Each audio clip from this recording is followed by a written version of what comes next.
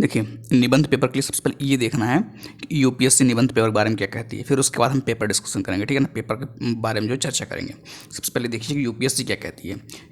UPSC ने इस बात को स्पष्ट रूप से लिख दिया है। क्या लिखा है कि निबंध में क्या लिखा है कि उम्मीदवार को एक विनिर्दिष्ट विषय पर निबंध लिखना होगा, मतलब एक विषय पर, किसी एक विषय पर निबंध लिखना होगा।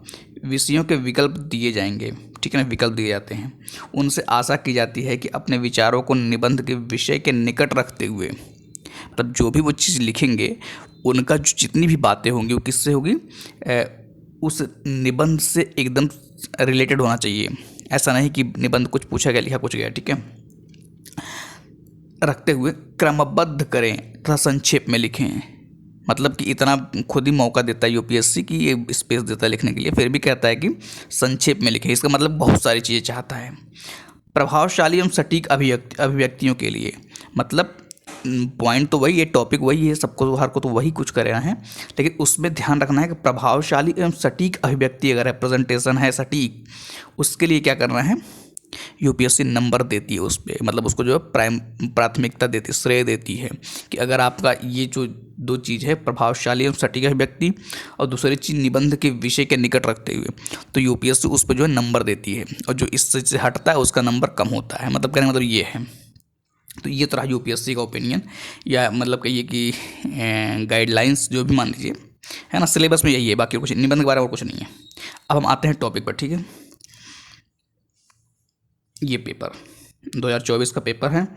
आपको ये बात तो पता ही होगा कि 8 क्वेश्चन होते हैं, जिसमें कि खंड 1 से एक क्वेश्चन करना है, खंड 2 से, ठीक है, एक ही क्वेश्चन करना दोनों से। एक चीज़ मैं आपको बता दूं, पूरा चीज़ देखने से पहले ध्यान रखिएगा कि इस पॉइंट में, इस वीडियो में हम जो है केवल शॉर्ट डिस्कशन करेंगे, ठीक है। शॉर्ट डिस्कशन मतलब कि इस क्वेश्चन का मतलब समझने का प्रयास करेंगे। हाँ, ये चीज़ आपको, जो आप खुद देख रहे हैं, तो आपका विज़न क्या होना चाहिए देखने का। ऐसा नहीं होना चाहिए कि नहीं हम जो है बैठ करके जज करें कि कैसा है, सही है गलत है, या ऐसा भी नहीं होना चाहिए कि एकदम आंसर सही सटीक मिलेगा। ऐसा भी नहीं होना चाहिए आपका विज़न इसको देखने के लिए कि कुछ ऐसा मतलब कि खुद ही कंफ्यूज कर जाएं, है ना। इसका उद्देश्य बिल्कुल नहीं है। आपको बस ये देखना है कि क्या जो चीज़ मैं सोच रहा हूँ वही आप भी सोच रहे हैं। अगर पेपर होने के बाद अगर आप किसी को देख करके सोच रहे हैं, जैसे हमको देख रहे हैं, हम 2-4 लोग और देखेंगे, सोच रहे हैं, तो क्या अगर आप फर्स्ट इम्प्रेशन में देखते हैं, मतलब कि पेपर को खुद देखते शुरू से, क्या आप वही चीज़ सोचते जो अब सोच रहे हो। बस इसका और कोई उद्देश्य नहीं होना चाहिए। बाकी क्वेश्चन है, क्वेश्चन डिस्कस किया जाएगा बाद में, है ना। अब जैसे ये मेरा फर्स्ट इंप्रेशन है, मैं जो आपको बताने जा रहा हूँ कि मतलब जो मैंने पहले देखा और पहले सोचा। मैं तो 8 के 8 क्वेश्चन डिस्कस करूँगा, है ना, एक एक लाइन जो भी थोड़ा थोड़ा टाइम दे पाएंगे, लेकिन आपको 8 में से 2 ही करना है। ये चीज़ दिमाग में बनाए रखना है, ठीक है। खैर आते हैं पॉइंट में। तो इस चीज़ को ध्यान रखिएगा, उद्देश्य क्लियर होना चाहिए ना। कभी कभी होता है ना, लोग सोचते कुछ है, देखते कुछ है, करते कुछ है, मनगढ़ंत कहानी कुछ बना लेते हैं। तो ये चीज़ ध्यान रखना है, ठीक है। पॉइंट कि पहला क्वेश्चन, जंगल सभ्यताओं से पहले आते हैं, जंगल सभ्यताओं से पहले आते हैं और रेगिस्तान उनके बाद आते हैं। अच्छा, इससे पहले एक बार देख लीजिए पेपर का नेचर कैसा है। जैसे पहला देख रहे हैं आप, मतलब कि अगर आप पहला चारों ये सेक्शन देख रहे हैं, सबके सब ना फिलॉसफी टाइप लग रहा है ना, कि मतलब कि ये थोड़ा सा दर्शन दिख रहा है या इथिकल वैल्यू टाइप का दिख रहा है, मतलब इस तरह कुछ दिख रहा है। और पेपर खंड दूसरे में भी आप देखिए, यहाँ पर भी आप अगर पढ़ेंगे पेपर को, हालांकि पढ़े होंगे, मुझे उम्मीद है कि आप पढ़े होंगे क्वेश्चन, तो ये जो दिख रहा है यहाँ पर भी आप देखेंगे तो लगभग वही है कि दर्शन टाइप का, मतलब अमूर्त जिसको बोलते हैं आप, उस टाइप का ही सारा का सारा क्वेश्चन है, ठीक है ना। तो थोड़ा सा ये चीज़ ध्यान रखिएगा कि किसके लिए टफ है, किसके लिए सरल है, ये चीज़ हमारा काम नहीं है। ये चीज़ पेपर में डिसाइड होता है कौन सही है या कौन किसके लिए कौन चीज़ सही है, कौन चीज़ गलत है, ठीक है ना। इसमें जनरलाइज हम नहीं कर सकते, ठीक है। चलिए क्या कह रहे हैं कि जंगल सभ्यताओं से पहले आता है। अब एक लाइन, इसका मीनिंग समझिए, पहले मीनिंग समझिए क्या, कि जंगल एक चीज़ है और एक रेगिस्तान, जंगल एक है, एक रेगिस्तान है। जंगल सभ्यताओं से पहले आता है और रेगिस्तान उनके बाद आते हैं। मतलब कि जंगल हरा भरा होता है, खंडहर जंगल भी होता है क्या, नहीं होता। रेगिस्तान क्या होता है कि जंगल के ख़त्म होने के बाद जो स्थिति आती है वो होता है क्या, रेगिस्तान होता है। मतलब कि जंगल से जब मतलब जो ह्यूमस होता है, जो उसकी निचोड़ होती है जिसमें जीव या पौधे उगते हैं, जब वो चीज़ ख़त्म हो जाती है फिर क्या आता है? रेगिस्तान आता है। इसका सटीक मीनिंग यही हमको जो समझ में आ रहा है ना। बाकी क्या है क्या नहीं पता लगे, लेकिन मुझे जो समझ में आ रहा है एग्जाम के टाइम अगर मैं देखा इस चीज़ को, तो मुझे जो लगता है पहले इंप्रेशन में यही लगा। अब आप इससे रिलेट करते हुए तमाम तरह के एग्जाम्पल, तमाम तरह के फैक्ट, तमाम तरह के कोटेशन, तमाम तरह के जो भी आपको अच्छा लगे, लेकिन मीनिंग मुझे जो समझ में आ रहा है कि जंगल सभ्यताओं से पहले आता है ना। या कह लीजिए अब वही वाली बात होगी, अगर एक एग्जाम्पल के तौर पे हम देखें, है ना, एग्जाम्पल के तौर पे हम देखें कि अगर इसी में देखिए जंगल सभ्यताओं से पहले आता है, इसको रिप्रेजेंट करेंगे कैसे, है ना। इसको आप थोड़ा सा मूर्त रूप में मतलब दिखाएंगे कि कभी कभी ऐसा होता है कि अगर आपसे हम कहें कि कोई महिला है, कोई महिला, थोड़ा सा जेंडर डिस्क्रिमिनेशन होगा लेकिन फिर भी मैं बता रहा हूँ समाज में, कि विवाह पहले आता है, समझिए ध्यान से, विवाह पहले, देखिए या इस तरह कहिए हनीमून पहले आता है और विधवापन बाद में आता है। समझ रहे क्या कहना चाह रहा हूँ? सामाजिक मुद्दा थोड़ा सा है कि मतलब सबसे पहले क्या आएगा कि शुरुआती वाला जो ग्रीन एकदम मतलब अच्छा दिखेगा, और रेगिस्तान उसके बाद आता है। मतलब जब सब चीज़ें खत्म हो जाती हैं हरियाली टाइप की, है ना, तब रेगिस्तान आता है। इस तरह से आप कई एग्जाम्पल देख लेंगे कि जैसे कि चांद का, जैसे चंद्रयान 3 गया, है ना। अब चंद्रयान 3 में अब आप ये भी देखेंगे चांद की खूबसूरती चांद पर जाने के बाद खत्म हो गई।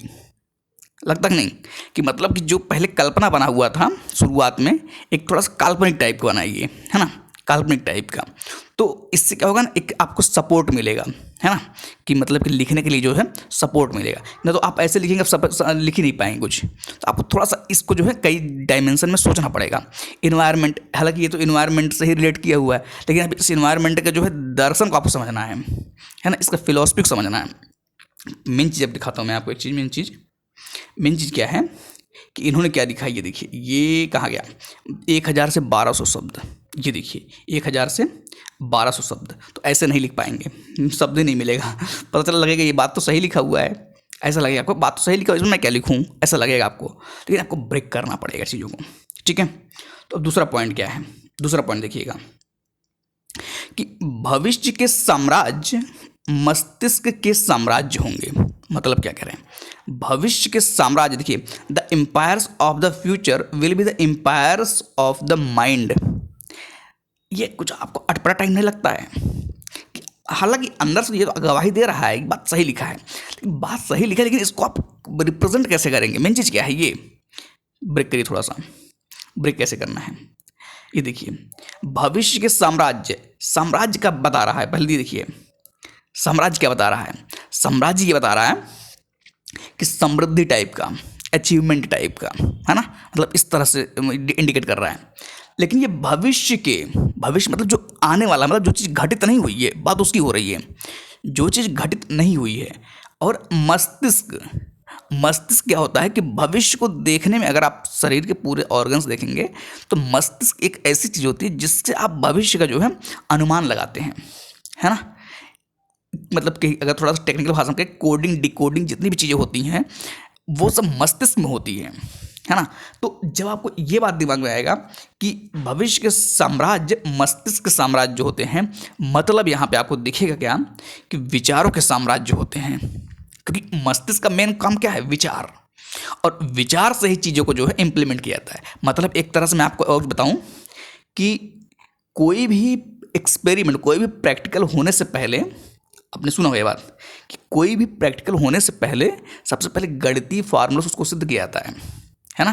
भाई चंद्रयान गया 3rd चंद्रमा पर, अब देखिए यही एग्जाम्पल एक लिया हूँ, है ना। अब आपको पहले में मैं बता रहा हूँ, दूसरा इसमें ये चर्चा कर रहा हूँ, लेकिन इसी एग्जाम्पल को जो चंद्रयान 3 है इसके अलावा भी आप कर सकते हैं, जैसे E=mc², जो आइंस्टीन का है, उसको आप दिखा सकते हैं। या आप थोड़ा सा सब सामाजिक स्तर देख सकते, जैसे कोई कानून बनता है, कानून बनने के बाद जो है उसको इम्प्लीमेंट किया जाता है, ऐसा नहीं। और कभी कभी रिवर्स भी होता है। अब आप एक्सट्रीम नहीं जा सकते इसमें लेकर के, है ना। तो यहाँ पर ये जो है मुझे जो समझ में आता है, इसकी मीनिंग यही समझ में आ रही है, ठीक है। हालांकि 4 है, 4 में से आपको जो सबसे सटीक लगे, जो सही लगे वही कर लीजिएगा, कोई दिक्कत नहीं है। उसके बाद क्या, ये देखिए पॉइंट।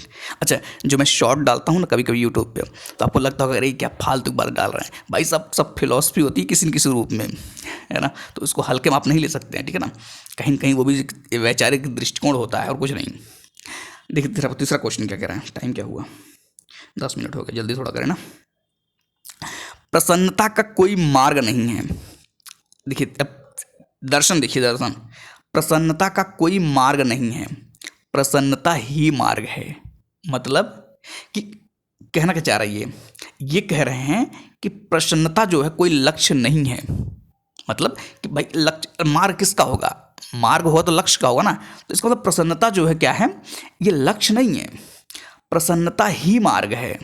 मतलब कि प्रक्रिया में प्रसन्नता जो आती है, मतलब कि एक चीज़ मैं आपको और समझाता हूँ, थोड़ा सा मूर्त रूप लेते हैं इसको। जैसे मैं आपसे एक बात बोलूँ कि ये कोई गोल है और ये आपका रास्ता है और आप यहाँ से चलना शुरू करते हैं ऐसे, ठीक है, ये गोल है, ठीक है। अब मैं आपसे बोलूँ कि कुछ लोग कह रहे हैं कि मुझे खुशी चाहिए, हैप्पीनेस चाहिए, तो ये हैप्पीनेस पाने के लिए क्या करते हैं, इस रास्ते को पकड़ते हैं, है ना। इस रास्ते को पकड़ते हैं हैप्पीनेस पाने के लिए, जो कि कभी कभी आप देखेंगे जब पाने के बाद नहीं मिल रहा। ये रियल लाइफ का एग्जांपल है कि आप जो है देखेंगे कि जब व्यक्ति पा जाता कोई चीज़ तो उसको खुशी खत्म हो जाती है या उसके प्रति लगाव कम हो जाता है ना। ये आप खुद देखे होंगे, रियलाइज किए होंगे। तो इनका लाइन कहना क्या है, इनका लाइन कहना है कि प्रसन्नता का कोई मार्ग नहीं है। मतलब ये जो हैप्पीनेस है ना, इसका कोई मार्ग नहीं है, मतलब ये लक्ष्य नहीं है। भाई लक्ष्य है तभी तो मार्ग होगा, पहली चीज़। दूसरी चीज़, प्रसन्नता ही मार्ग है। मतलब इनका कहने का है कि ये जो रास्ता है, ये रास्ता ही हैप्पीनेस है, ये रास्ता ही प्रसन्नता है। समझ रहे ना। अब आप इसको जब समझ गए तो इसको आपको एक्सप्लेन करना है, आप कैसे कैसे करना है। इसके लिए आप कई तरह की हथकंडे नहीं बोलना चाहिए, कई तरह के रास्ते तरीके अपना सकते हैं, ठीक है। चलिए फिर पॉइंट आते हैं क्वेश्चन नंबर 4 पे। क्वेश्चन नंबर 4 क्या कह रहा है कि प्रश्न पूछने वाला ही, ध्यान रखिएगा, प्रश्न पूछने वाला ही विज्ञान का सच्चा सिपाही है। ये क्यों बात लिखी गई है, देखिए। मान लीजिए कि कोई रास्ता बना हुआ है, कोई रास्ता बना हुआ है, ठीक है, कोई रास्ता बना हुआ है और इसी रास्ते को ना हर कोई फॉलो कर रहा है, हर कोई फॉलो कर रहा है।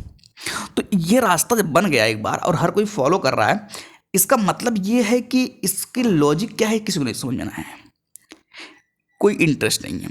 लेकिन जब लॉजिक आती है तब प्रश्न पैदा होता है। प्रश्न ऐसे नहीं पैदा होता कि रैंडम ठीक है उठे और सोच लिया, ऐसे नहीं। फॉलोवर कभी भी क्वेश्चन नहीं करते हैं दर्शन में। दरअसल दार्शनिक बात सोचे थोड़ा सा कि फॉलोवर एक अच्छा, कहते हैं ना कि एक पिता जो है, एक पिता अपने बच्चे को जो है ना, जो उसका बच्चा होता है वो उसी को अच्छा मानता है जो फॉलोवर होता है ना। लेकिन जो सवाल करता है ना वो उसको शायद उतना अच्छा ना मानता। ये सामाजिक दृष्टिकोण है ना। तो अब आप सामाजिक दृष्टिकोण में आप इसको किसी भी तरीके से जो है ले सकते हैं, महिलाओं से रिलेटेड ले सकते हैं, बच्चों से रिलेटेड ले सकते हैं, या विज्ञान से रिलेटेड। जैसे मान लीजिए E=mc² आपने पढ़ा है, E=mc² आपने पढ़ा है, लेकिन इसकी लॉजिक क्या है जब तक आप सवाल नहीं करते तब आप समझ नहीं आएगा। या तो आप जैसे जो डेरिवेशन दिया है, जैसे चीज़ दिया उसे फॉलो कर लीजिए, है ना। तो कहने का मतलब इनका क्या है कि प्रश्न पूछने वाला ही विज्ञान का सच्चा सिपाही है। और विज्ञान का मतलब क्या होता है, विज्ञान का मतलब होता है लॉजिकल या प्रैक्टिकल व्यवहारिक चीज़ों को समझना, है ना। तो प्रश्न हमेशा वही पूछेगा। तो ये जो है इसका मीनिंग हो सकता है। बाकी आप क्या देखते हैं, क्या सोचते हैं, ये आपके ऊपर डिपेंड करता है, ठीक है। उसके बाद अब क्वेश्चन नंबर क्या है, क्वेश्चन नंबर 5वां है। 4 में से आपको जो समझ में आ जाए, जो आपको मैच कर जाए, लग जाए, ठीक है, हाँ यही सही है ना। बाकी भी तो कई बार आप देखेंगे खुद जा करके। उसके बाद क्या आता है, अब ये देखो, अब ये पॉइंट पर मैंने शॉर्ट जो मैं अपलोड करता हूँ, कई बार मैंने इसको अपलोड किया है। बस ये है कि रास्ता, मतलब लिखने का तरीका अलग था और कुछ नहीं था। सुनिए ध्यान से। सोशल मीडिया युवाओं में छूटने का डर पैदा कर रहा है। ये क्या मतलब हुआ, छूटने का डर, जिसके कारण उनमें अवसाद और अकेलापन बढ़ रहा है। ध्यान दीजिएगा, छूटने का डर, छूटने का डर क्या है पहले तो ये समझिए। जिसको ये बात समझ में आ गई है कि छूटने का डर क्या है, अपने आप समझ जाएगा क्वेश्चन क्या कह रहा है। छूटने का डर, जैसे मान लीजिए आप कोई शॉर्ट देख रहे हैं, मैं इसका मजा लेता हूँ कभी कभी, चर्चा जब करता हूँ मजाक करता हूँ, लेकिन अब तो सीरियस बात करनी है ना। जब आप कोई शॉर्ट देख रहे हैं, ठीक, शॉर्ट देख रहे हैं, अभी आप अचानक से देखे होंगे एक ट्रेंड कर रहा था कि जो नवदीप नाम शायद, वो ट्रेंड कर रहा था, मतलब है ना, जीतने का, गोल्ड जीतने पर ट्रेंड कर रहा था। अब जो बच्चा आईएएस की तैयारी कर रहा होगा ना, उसको ये लगेगा यार मज़ा तो इसमें है, मैं फालतू में आईएएस तैयारी कर रहा हूँ, मज़ा तो सही बताएं तो स्पोर्ट में है। तो एकदम प्रधानमंत्री तक जो है पूछ रहे हैं, बुला रहे हैं, बैठा रहे हैं, वो जबकि थोड़ा सा अपशब्द का प्रयोग भी किया था उस खिलाड़ी ने वहाँ पर, लेकिन वही ट्रेंड कर रहा है, वही चीज़ चल रहा है। उसी की तरह जब ये स्पोर्ट वाला, जब स्पोर्ट आज खत्म हो गया, यही नवदीप अगर जब देखेगा कि आईएएस का रिजल्ट आया, आईएएस का रिजल्ट आया, अब आईएएस का रिजल्ट देख रहा है भाई, first rank, second rank, third rank, देखो एकदम अलग लेवल के सेलिब्रेशन चल रहा है, मतलब इस तरह की फीलिंग आ रही है। तो इसको लगेगा यार भगवान, मुझे भी मौका मिलता ना तो मैं भी कुछ करता, है ना। तो ये जो चीज़ है छूटने का डर, यही है छूटने का डर। छूटने का डर, देखिए एक होता है डर, एक होता है अफसोस, है ना। कभी कभी जब आप उस प्रक्रिया में होते हैं, जैसे मान लीजिए भाई आप आईएएस तैयारी करने के लिए, आप मान लीजिए 20 साल के हैं, तो आपको ना जो भी आप देखेंगे आपको डर लगेगा कहीं यार ऐसा तो नहीं, ये तो ना छूट जाए। अभी जैसे कुछ बच्चे ऐसे होंगे जो लोग तैयारी कर रहे हैं, जो मतलब कि एक उम्र के बाद ना सोचने लगेंगे, डर लगेगा। कब डर लगेगा? जब सोशल मीडिया देखेंगे, इंस्टाग्राम देखेंगे, है ना, सोशल मीडिया मतलब यूट्यूब देखेंगे, इंस्टाग्राम, उनको लगेगा यार कहीं मेरी शादी होगी कि नहीं होगी, मतलब इस बात का डर, कहीं ऐसा ना हो कि मेरी उम्र निकल जाए, मतलब ऐसा दिखाया जाएगा उसमें, और आप उससे जो है परेशान होते हैं। और उसी कारण से क्या होता है, उसमें अवसाद आता है, डिप्रेशन, और क्या आता है, अकेलापन। सोचिए मतलब यूपीएससी का लेवल क्या है ना, यूपीएससी का, अब ये सब आंकड़े वगैरह सब चर्चा करने की बात अलग है, क्योंकि अभी इसमें चर्चा करने में बहुत दिक्कत हो जाएगी, है ना। तो ये जो होता है यूपीएससी का लेवल, सोचने का क्या है, ये समझिए और कुछ नहीं, ठीक है। उसके बाद क्या पॉइंट है, इसको देखते हैं। ये गाल देखिएगा कि लगभग सभी मनुष्य प्रतिकूल परिस्थितियों का सामना कर सकते हैं। लगभग सभी मनुष्य, शब्द ध्यान रखिएगा, इन्होंने एक्सट्रीम वर्ड नहीं किया, लगभग यूज किया है, मतलब मीडियम वाला, एकदम जो है नॉर्मल वाला। लेकिन किसी व्यक्ति के चरित्र के परीक्षण के लिए उसे शक्ति प्रदान कर, देखिए एक कहावत कही जाती है ना कि किसी की ईमानदारी चेक करना हो तो उसको जो है अकेला छोड़ दो, सुना होगा आपने। या कभी कहते हैं ना कि कोई बच्चा कितना नाजायज खर्च करता है, उसको पैसा दे करके अकेला छोड़ दो, सुना होगा आपने, ये कहानी सुनी होगी। ठीक उसी का जो है ये जो है इंटरप्रेट कर रही है कि लगभग सभी, मतलब कहते हैं ना कि बेईमान तो हर कोई, थोड़ा सा फनी वाले में बात करें कि बेईमान तो सब है, बस मौका नहीं मिल रहा है किसी को। हालांकि आप इसका यूज नहीं करेंगे वहाँ पर, क्योंकि इंप्रेशन होता है, मतलब कि जब आप वहाँ कुछ लिखते हैं ना, तो वो पढ़ने वाला समझता है कि क्या सोच रहा है ये व्यक्ति, किस तरह की चीज़ सोच रहा है।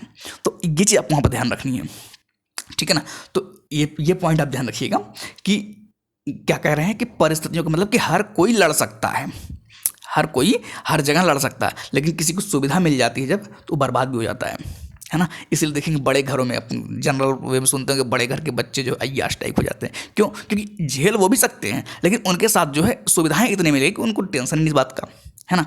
तो ये कहीं न कहीं उसी सेंस, उसी मर्म को जो है रिप्रेजेंट कर रहा है ये क्वेश्चन, ठीक है। चलिए अब पॉइंट पे आते हैं, क्वेश्चन नंबर 7 देखिएगा। व्यापक परिणाम वाले सभी विचार, देखिए एक्सट्रीम बोल रही है, एक्सट्रीम मतलब एक्सट्रीम ना कहिए, बल्कि कहिए कि ना होलिस्टिक टाइप का, सभी विचार हमेशा साधारण ही होते हैं। मतलब कि व्यापक परिणाम वाले सभी विचार हमेशा साधारण होते हैं। इसका कहने मतलब क्या है कि जो व्यापक पर्सनालिटी वाले व्यक्ति होते हैं वो भी साधारण होते हैं। ये भी आपने देखा होगा कि जो बड़े उच्च विचार वाले होते, कहते नहीं कि जो है जब मैं था तब हरी नहीं, अब हरी है मैं ना ही, सुना हो कबीरदास का दोहा कि मतलब कि जब मेरे अंदर घमंड था तब मैं भगवान को नहीं देख रहा था, इस कुछ था ना, पता होगा आपकी बात, मैं मान चल रहा हूँ, है ना, आप दोहा नहीं पढ़ाना है। कि व्यापक परिणाम वाले सभी विचार हमेशा साधारण ही होते हैं। फिर कहते नहीं कि एक चीज़ और बता दूँ आपको, किसी ने ग्लैमरस लाइफ अपने आप छोड़ दिया उस समय जिस दिन उसको सच पता चल गया, है ना। मेकअप की ज़रूरत किसको पड़ती है? जिसको दिखावा करना होता है। ओरिजिनल लाइफ किसको, मतलब ओरिजिनल लाइफ किसको चाहिए? जो मतलब सब कुछ जानता है व्यक्ति। कहते हैं ना कि बुद्ध का एग्जाम्पल आप ले सकते हैं। बुद्ध राजा से भिखारी तब बने या बौद्ध तब बने जब उनको सच का ज्ञान हुआ, जब वो जो है दुनिया को सच जानने लगे। जबकि सच जानने होता, अगर उल्टा होता तो सोचिए तो उनको तो राजा के लिए और लड़ाई करना पड़ता। या आप अशोक का एग्जाम्पल ले सकते हैं कि अशोक ने जब कलिंगा का युद्ध लड़ा था, वहाँ पर भी ऐसी स्थिति आई कि उसने जो है छोड़ दिया सब युद्ध करना। तो कहने का मतलब क्या है कि व्यापक परिणाम वाले, जब आप व्यापक परिणाम के बारे में सोचते हैं ना, तब आप अपने आप क्या हो जाते हैं, सिंपल हो जाते हैं, साधारण हो जाते हैं। ठीक है, इसका हर डायमेंशन में एग्जाम्पल मिल जाएंगे आपको, विज्ञान से लेकर सब जगह मिल जाएंगे। कलाम साहब का एग्जाम आपको पता ही होगा, कितनी सिंपलिसिटी थी उनके अंदर। क्यों थी? क्योंकि वो व्यापक परिणाम में बिलीव करते थे। नहीं तो वो भी चाहते ना रोज डिस्को डांस करते जा करके कहीं कहीं, है ना। तो मैं उम्मीद कर रहा हूँ समझ में आ रहा है इसका मर्म। उसके बाद क्या पॉइंट है कि गलत होने की कीमत। अब ये वाला ध्यान है, क्वेश्चन नंबर 8, लास्ट टाइम कितना हुआ, 20 मिनट हो गया। ये तो शॉर्ट में करते करते भी लॉन्ग हो ही जाता है, मतलब किसी न किसी तरह हो ही जाता है। देखिएगा कि गलत होने की कीमत कुछ न करने की कीमत से कम है। मतलब क्या? मतलब कि जब आप कुछ नहीं करते हैं, आप उसका कितना ज़्यादा कीमत चुकाते हैं, ये बात आप सोच नहीं सकते हैं।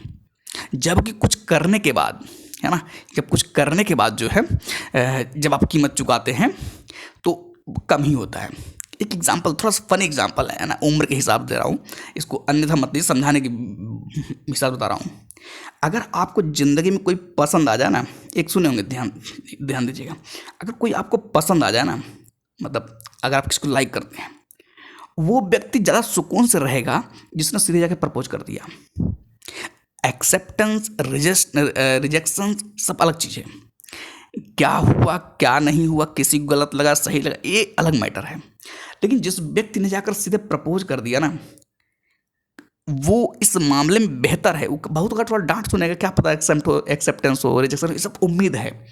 लेकिन इसने जो कीमत चुकाई, इससे ज़्यादा कीमत तब चुकाएगा जब ये कुछ बोला ही नहीं जा करके, जब ये अगर कुछ कहा ही नहीं, कि मतलब कि अपना एक्सप्रेशन ही नहीं दिया, आपने जब कोई एक्सेप्ट ही नहीं किया कि मैं पसंद करता हूँ किसी चीज़ को, तो वहाँ पर ये जानते किस ज़िंदगी में जिएगा, ये जिएगा रिग्रेट। आपने कहीं सुना होगा ये बात कि रिग्रेट के जो पेन होता है ना, जो प्राइस होता है ना, मतलब जो कहिए कि दंड जो होता है, वो बहुत ज़्यादा होता है ना। ठीक उसी तरह से एक एग्जाम्पल और ले लीजिए कि जिस समय जब इसरो का शुरुआत हुआ रहा होगा ना, आपने भी कई बार सोशल मीडिया देखा होगा कि 2-3 लोग जो है साइकिल पर रॉकेट लेके जा रहे हैं, देखा, ये भी देखा होगा। सीखिए, मतलब कहते हैं मेंस जब आप पढ़ते हैं ना, तो आपके हर जगह मेंस का ही आंसर दिखता है जब आप मेंस का पढ़ते हैं तब। और जब वही है कि रट्टू तोता बनने वाली बात फिर तो अलग है। तो आपने देखा होगा कि उस समय उन्होंने कुछ सोचा होगा ना कि मैं जो है कुछ करूँगा, मैं जो है अब इसरो, अब आज जो इसरो आप देख रहे हैं, कल उसके पहले क्या इसरो था, कुछ तो भाई अंतर है ना। और एक एग्जांपल और लीजिए, यहीं पर देखिएगा कि जिसने चलना सीखा, पहले उसने शुरुआत किया होगा। दर्शन पे दर्शन दी जा रही है। हालांकि आप इसको मूर्त रूप में भी लेके जाइए, विज्ञान में ले जाइए, समाज में लेके जाइए, है ना। कोई कानून जो आपको दिमाग में आ रहा हो, कोई कानून पास हो रहा हो, उस कानून का ही मतलब कि यहाँ पर एग्जांपल दीजिए कि ये कानून जब शुरू किया गया कितने विरोध होते हैं, कितने मतलब तमाम तरह, लेकिन जब वही कानून पास हो जाता है और जब उसका इम्प्लीमेंट हो जाता है, फिर उसके बाद लगता है कि यार ये तो बहुत बढ़िया कानून था, ये तो बहुत बढ़िया योजना थी। समझ रहे हैं ना। तो इसको आप किस रूप में लेके जा रहे हैं, पर्यावरण से रिलेटेड लेके जाइए कोई चीज़ को, या आप इकोनॉमी से रिलेटेड कुछ लेके जाइए। जब आप इकोनॉमी से कोई चीज़ सोचते हैं, किस डायमेंशन से सोचते हैं, या आप पॉलिटिक्स से रिलेटेड कुछ लेके जाइए, जो मैंने आपको कानून वगैरह बताया, मतलब सोशल जस्टिस, आपके पास इतना सब्जेक्ट है ना, आप किसी भी डायमेंशन में लेके शुरू कर दीजिए, है ना। बस क्योंकि मैंने आपको दिखाया यूपीएससी ऐसा कुछ नहीं लिखा है कि निबंध के लिए डिग्री होना चाहिए आपका निबंध के बारे में। अच्छा, निबंध बारे में डिग्री लेने जाएंगे अब हम, ऐसा कुछ यूपीएससी ने नहीं लिखा है। ठीक है, तो गलत होने की कीमत जो है, मतलब कि गलतियाँ, कहना चाह रहे हैं कि गलतियाँ होना बड़ी बात नहीं है, जबकि कुछ न करना बहुत गलत चीज़ है। ठीक है ना। तो उम्मीद है कि आपको सारी की सारी कहानी, सारी सारी 8 क्वेश्चन समझ में आए होंगे।